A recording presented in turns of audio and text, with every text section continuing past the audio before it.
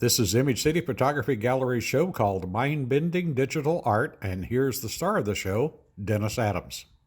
Okay, you said in Mind Bending Digital Art, Ansel Adams said that his work was more about how he felt about the scenes he saw than what they actually looked like.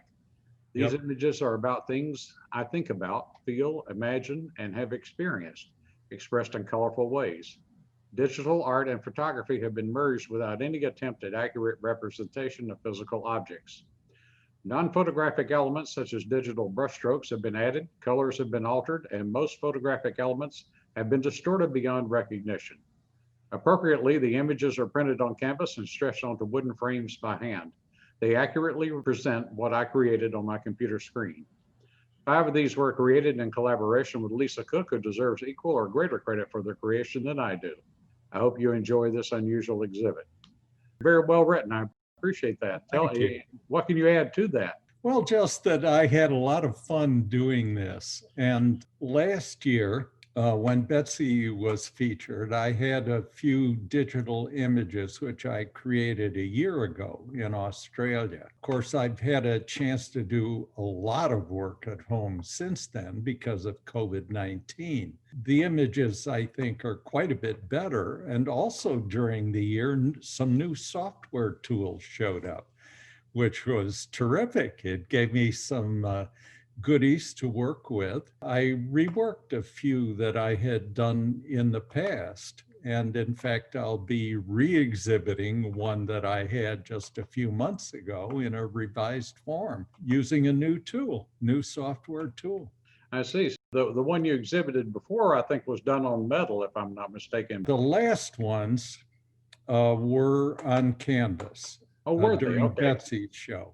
I was thinking they were on metal. My mistake. I had some metal. I won an award at State of the Art Gallery in Ithaca with a metal digital work almost 2 years ago now. Well, digital art is the way things are going, and it will become the norm. I don't know how soon that's going to happen. Well, you know, all photographs today are digitally manipulated. Right. Some people would like to say, well, this straight out of camera. Well, you know, straight out of camera is not really straight out of camera.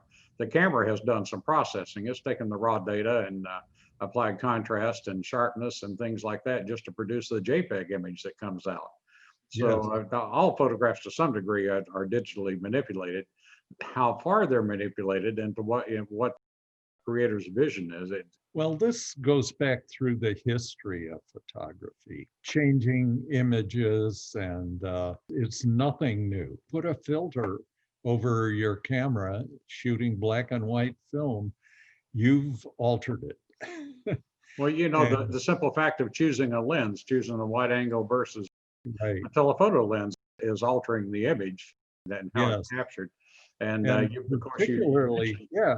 particularly, I think with black and white film, your choice of developer and film has a big influence. Yeah, you mentioned Ansel Adams in your artist statement. Of course, he's probably one of the most famous manipulators of images. And you know, if he were around today, he would be a huge Photoshop enthusiast. There's no question. I'm sure he would. Yeah, he would be all over it. And he even said that in some of it in the later years. The future of photography is in the electronic image, something along those lines.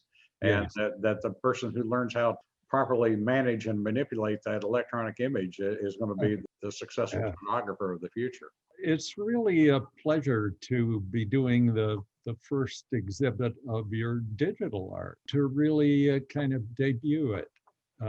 There are, of course, limitations. The biggest limitation, I think, today with digital art is size. I don't think that image processing technology has gone to let us really do the kind of quality work that we'd like to do, particularly the programs and apps which are available for brushing and using electronic brushes, so to speak, an electronic paint, whether it's oil or watercolor or acrylics or whatever. They're great for magazine covers and smaller sizes, but they just haven't made it yet to to big canvases. Once digital photography showed up, it was clear that that would be the dominant form. But there are still advantages to it. There's still a certain look about photos.